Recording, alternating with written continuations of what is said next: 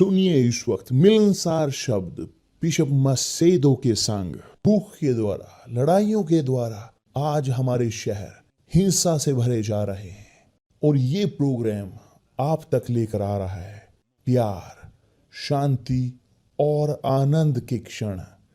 एक ऐसा प्रोग्राम जिसको तैयार किया गया है बेहद ख्याल रखते हुए आपके हृदय के लिए।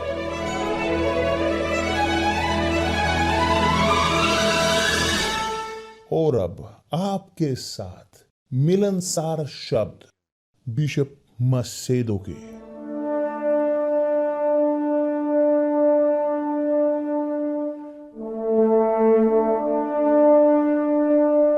नमस्कार मेरे प्रिय दोस्तों, परमेश्वर आप सबका भला करे, सबका कि उनका कि जो हमें प्रेम करते हैं और उनको भी जो हमें घृणा करते हैं, चाहे दोस्त और चाहे वो जो अपने आप को हमारे शत्रु की तरह रखते हैं या विपरीत, मायने नहीं रखता।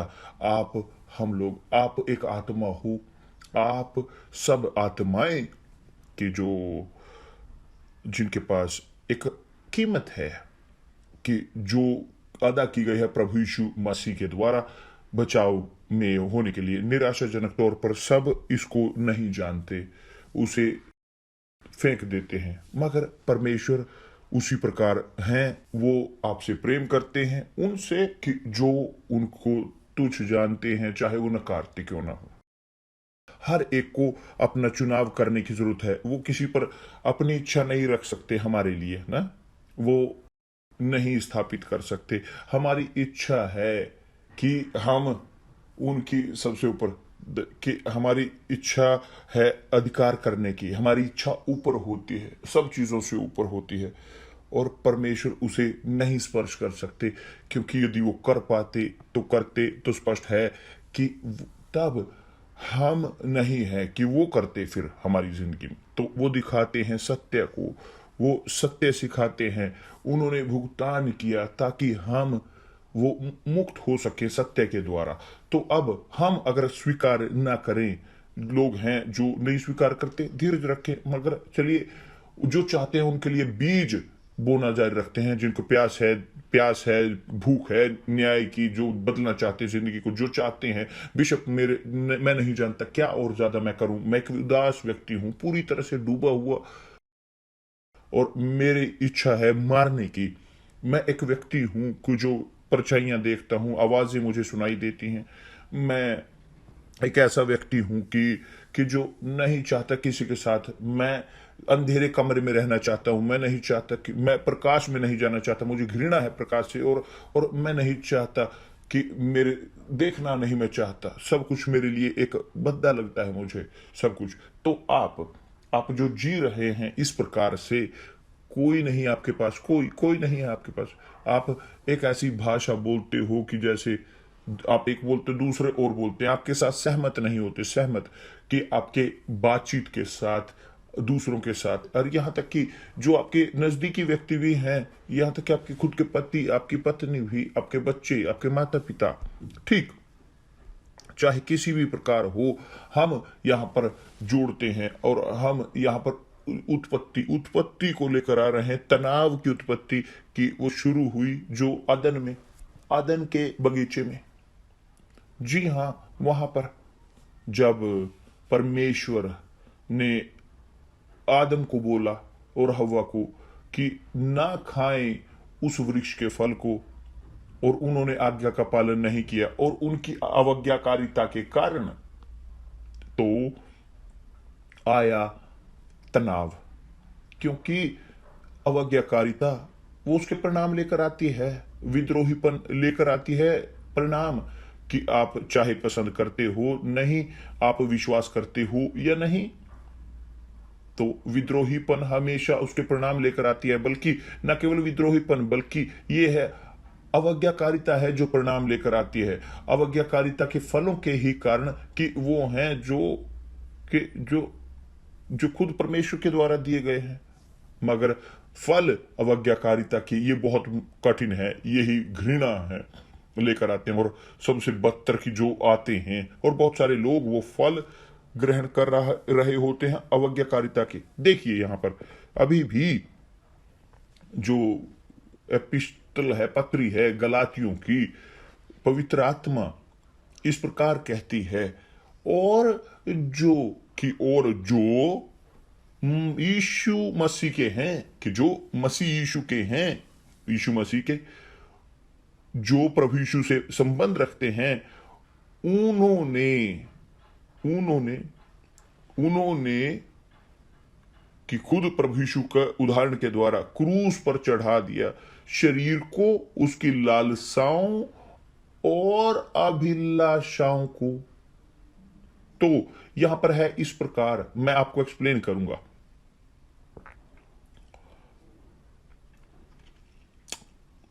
तो जब एक व्यक्ति कि जो संसार में जीता है, जो संसार की चीजों के अनुसार जो चीजें हैं, इस संसार के धोखे में बहुत सारे क्षणों में एक व्यक्ति वो चीज़ों के नज़दीक हो जाता है, लोगों के जुड़ जाता है, पैशनेट हो जाता है, ये लालसाएं ये इस प्रकार की दूसरे लोगों के प्रति। और जब ये इस प्रकार के लोग खोते हैं कि उन रचनाओं को, उन व्यक्तियों को, क्योंकि वो उनके प्रति लालसा रखते हैं, तो आमतौर पर आता है तनाव। क्या है तनाव? तनाव है खोना, एक भावना खोने की। एक व्यक्ति खोता है अपने, बोलते हुए अपनी अखंडता को, वो खोते हैं अपने प्रियजन को, वो खोते हैं अपने बच्चे को, बच्ची को, वो खोते हैं अपने पति को, खोते हैं अपनी औरत को, खोते हैं अपने रखैल को, खोते हैं अपने घर को, अपने परिवार को, खोते हैं, खो देते हैं, किसी प्रकार से वो खो देते हैं। इस पैंडेमिक में बहुत सारे लोगों को खोने पर विवश किया, तो और इसके साथ बढ़ा वास्तविक तौर पर ये डिप्रेशन, तनाव की परिस्थिति। क्योंकि देखिए यहां पर जब आदम और हव्वा ने पाप किया, वास्तविक तौर पर उन्होंने ग्रहण किए उस खोए जाने के, और यह बेहतर फल ग्रहण किए उस विद्रोहीपन के, उस विद्रोह के। क्यों? क्योंकि उन्हें निकाला गया आदन के बगीचे से उन्हें निकाल दिया गया, और क्योंकि वो निकाल दिए गए तो वो जिए उसके अनुसार अपने परिणामों के, क्योंकि खुद प्रकृति ने, खुद धरती ने उनके खिलाफ विद्रोह कर दिया। आप देख सकते हो परमेश्वर ने उन्हें दिया था कि वह विद्रोहीपन, उनके पास सब कुछ था उससे पहले, आदम के पास सब कुछ था, सब कुछ, वो सब कुछ के मालिक थे। उनके पास कोई स्वास्थ्य की समस्या नहीं थी, कोई भी समस्या नहीं थी, वो वहां स्वर्ग में थे। मगर उसकी जिज्ञासा के कारण और जानने के कारण, विद्रोहीपन के कारण, उन्होंने अवज्ञाकारिता की सर्वशक्तिमान के शब्दों की, और अपनी लालसाओं का, अपने लालचों का अनुसरण किया, जिज्ञासा का, और तब उन्हें निकाल दिया गया स्वर्ग से। और जब वह उस बगीचे से निकाले गए, उन्होंने देखा वहां वो जिए इस धरती पर, क्रूर, बुरे, कपटी, इस संसार जो डूबा हुआ है नरक में, उन्होंने देखा उनके खुद के खिलाफ। क्योंकि मनुष्य को काम नहीं करने की जरूरत थी, कि जब वो वहां थे बगीचे में, औरत को, बच्चों को पैदा करने की जरूरत नहीं थी, और ना ही दर्द को सहन थी। मगर अब उन्हें परिणाम झेलने की जरूरत पड़ती है। तो हम जुड़ते हैं इस प्रकार की मानवता के साथ, कि जो जुड़ी हुई है सिस्टम विपरीत, जो सिस्टम है परमेश्वर के राज्य का। एक मानवता जो जुड़ी हुई है इस प्रकार, जो विद्रोह से है, क्रूर की है, जो बुरी है, कपटी है, भ्रष्ट है और दुष्ट है, जो गंदगी भरी है। देखिए इसके साथ इस खोए जाने के कारण अदन के बगीचे का, और सबसे बुरा परमेश्वर की मौजूदगी का खोना, परमेश्वर के साथ बातचीत खोना, वो तनाव में चले गए। तो आप देख सकते हो आदम और हवा की, और बाद में काइन और हाबिल की। काइन ने अपने भाई को मार दिया, क्यों? क्योंकि परमेश्वर ने स्वीकार की भेंट हाबिल की, मगर नहीं ग्रहण की उसकी भेंट काइन की। तो काइन पूरी तरह से विद्रोही रहा, गुस्से के साथ घृणा की सब कुछ और सबके साथ, और वह लेकर गया इस मार्ग को, इस निशान को, इस शाप को। क्योंकि कहीं ना कहीं तनाव एक शाप है, एक शाप है। तो काइन ने ये ढोया इस शाप को, इस तनाव को अपनी पूरी जिंदगी भर, क्योंकि वह उसने खोया परमेश्वर के साथ सहभागिता को, उसने खो दी परमेश्वर के साथ उस संबंध को, उसने खो दिया प्रकाश को, प्रकाश को, एक मार्गदर्शन, एक मार्गदर्शन परमेश्वर के साथ। तो यह इसने उसको तनाव ग्रसित कर दिया, और यही था कि जिसके साथ वो तनाव में जुड़ता हुआ, और इतने सारे लोग उससे जुड़ते चले गए। क्योंकि बहुत एक गहराई में कि शैतान की आज्ञाकारिता है तनाव, यह वास्तविकता। तो जब एक व्यक्ति परमेश्वर के शब्दों का पालन करता है तो वह परमेश्वर का पालन करता है। जब एक व्यक्ति शैतान के शब्दों का पालन करता है तो वह तनाव में होता है, और उसके विद्रोह के ग्रहण करते हैं फल, कहीं ना कहीं यही है सच्चाई। मगर यदि आप विश्वास नहीं करते, आपको भरोसा नहीं है कि ऐसा है, तो ठीक है। मगर जब आप देखते हैं परछाइयां जो आप देखते हो, जो वो परछाई है, ये शैतान की है, बुराई की आत्मा है कि जो आपको दिखाती है नरक की उस तस्वीर को। तो आप नहीं रह सकते उसके साथ।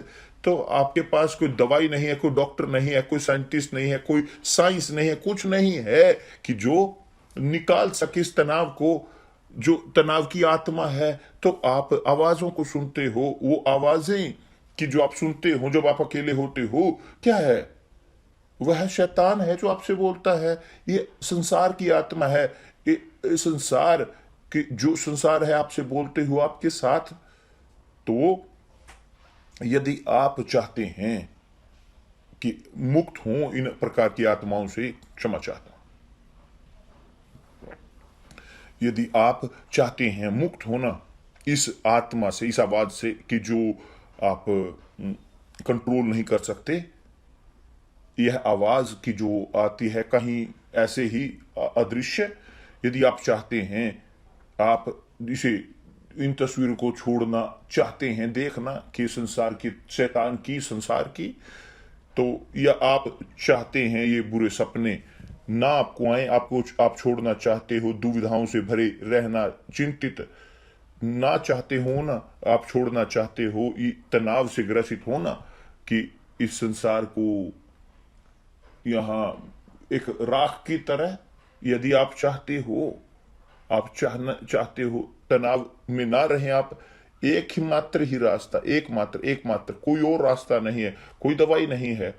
दवाई ये है आज्ञा का पालन करना, परमेश्वर के शब्दों का, कि परमेश्वर को स्वीकार करना, परमेश्वर के राज्य को स्वीकार करना प्रभु यीशु को अपने प्रभु के तौर पर अपनी जिंदगी में, और उसके न्याय में चलना, उसको स्वीकार करना। तो उदाहरण के तौर पर आप जो जी रहे हैं, पार्टियों में आप जीते हैं, पार्टियों में और दूसरे लोगों के साथ आप तनाव में, जो व्यक्ति होता है उसे जरूरत पड़ती है इस प्रकार अपने भूलने के लिए थोड़ा सा अपने तनाव को, इन चीजों की, चाहे आप हो या ना हो, आपके अंदर वो होंगे समय की, आपके अंदर ये दोबारा आएंगे।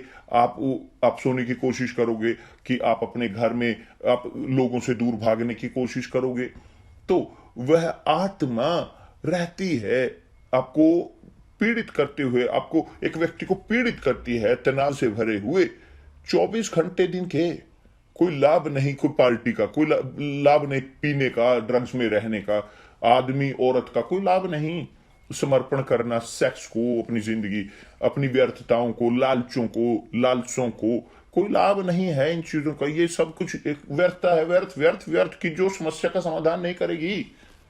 नहीं समाधान करेगी। और इसीलिए यहां पर प्रेरित पौलुस ने इस प्रकार कहा है, यदि हम जो मसीह यीशु के हैं वो इस संसार के लिए मर चुके हैं, कि जो संसार के लिए मर चुका है शैतान उन्हें स्पर्श नहीं कर सकता, कि जो मर चुके हैं शैतान इस्तेमाल कर सकता है लोगों को जो जी रहे हैं इस संसार के लिए।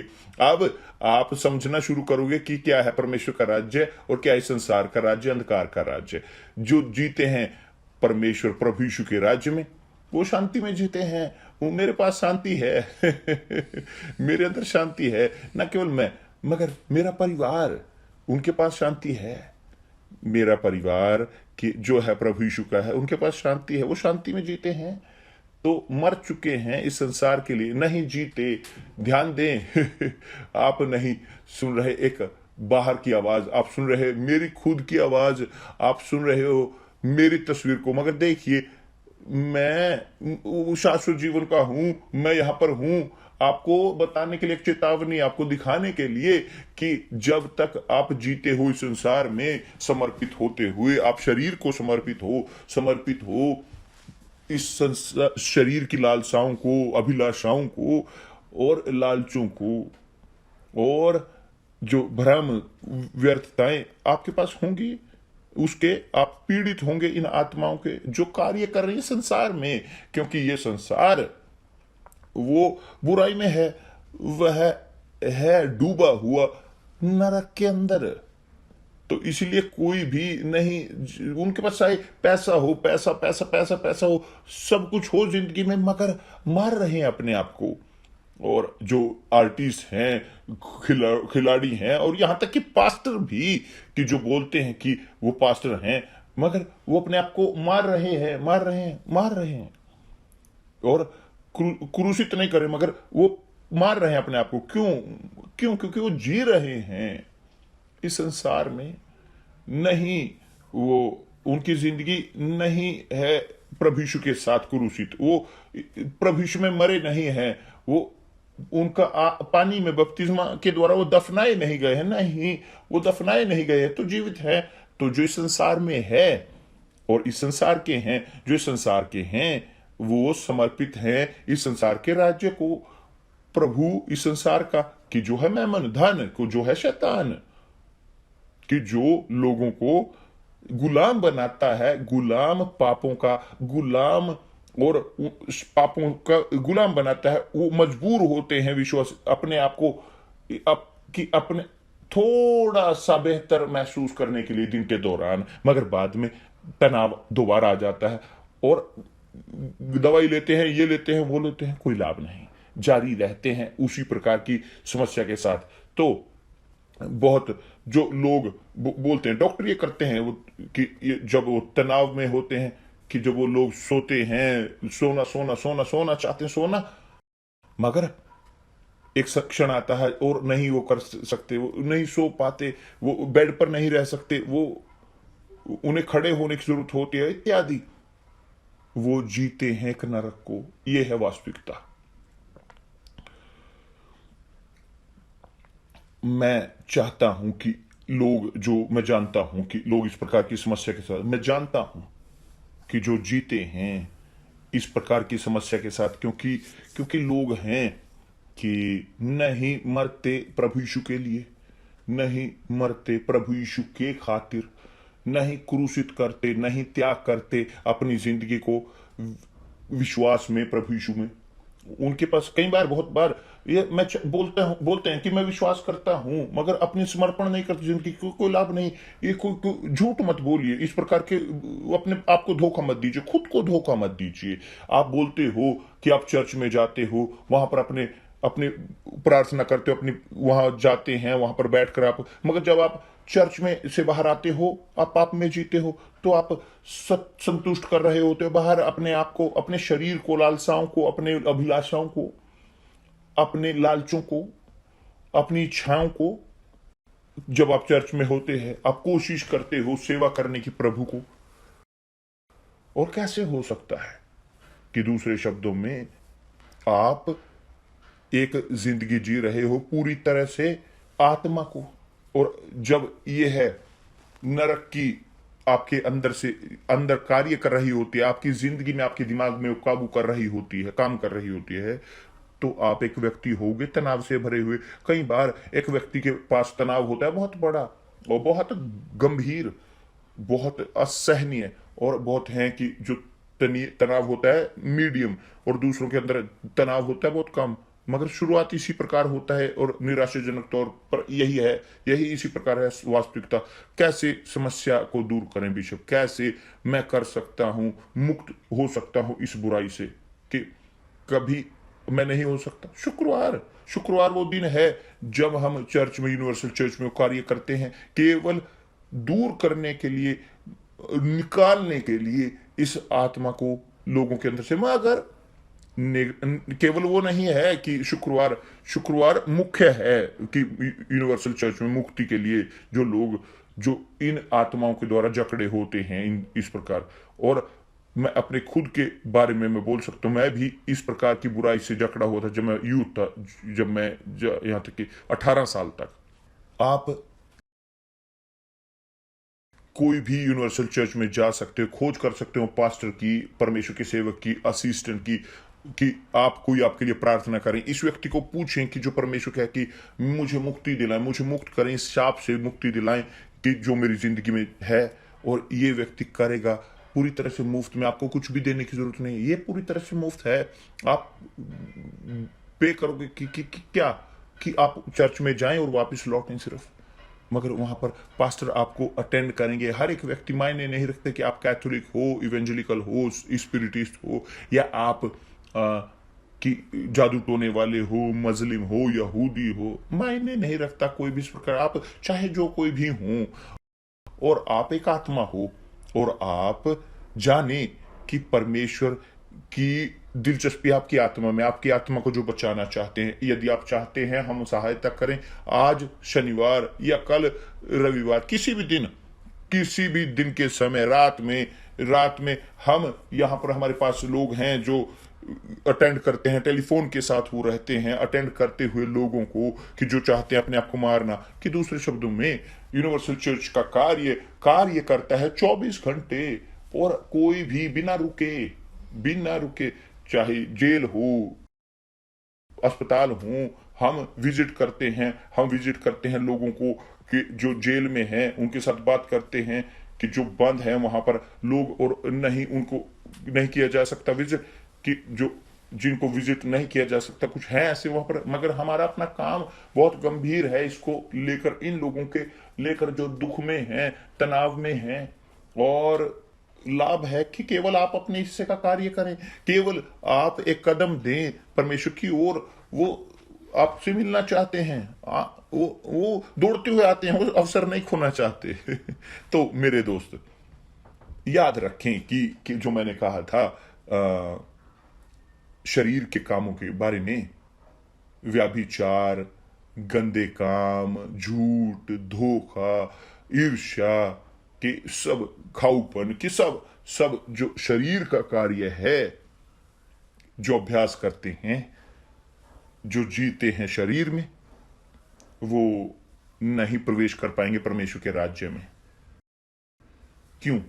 क्योंकि वो देते हैं जगह जिसको शैतान को पसंद है, जो शैतान की इच्छाओं को पूरा करते हैं। जी हाँ, यही है, वो पूरा करते हैं शैतान के इच्छाओं को।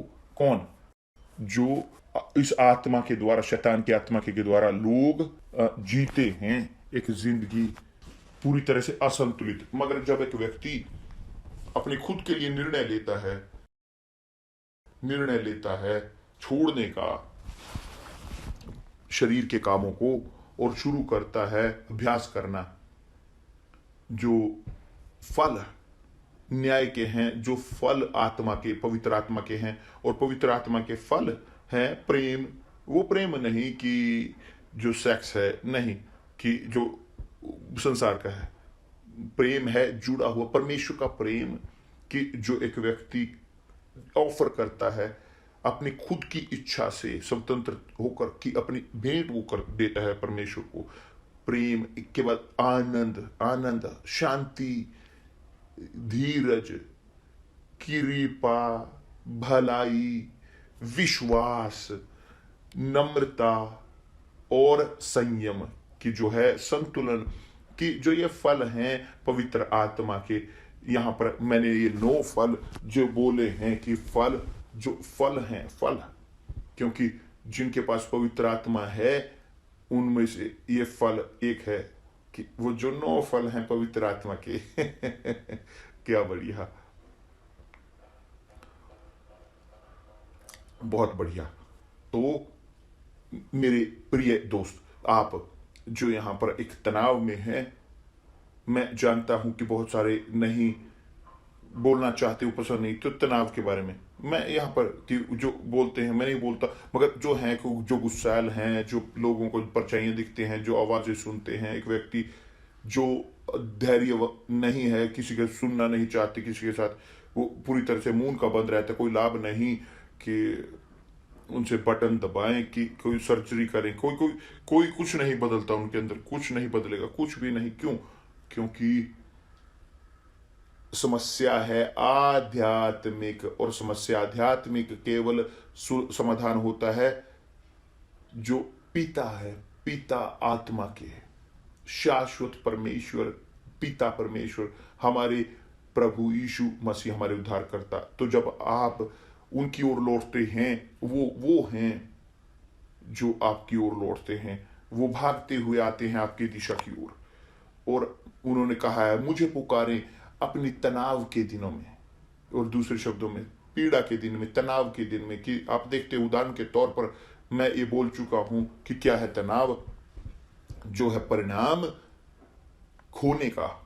जब लोग खोते हैं कुछ चीज को, कि जो है जिसको प्रेम करते हैं, वो तनाव में प्रवेश कर जाते हैं। उदाहरण के तौर पर हम ने बोला कि काइन, कि जिसने परमेश्वर के साथ अपने कॉन्टैक्ट को खो दिया, प्रवेश कर गया तनाव में।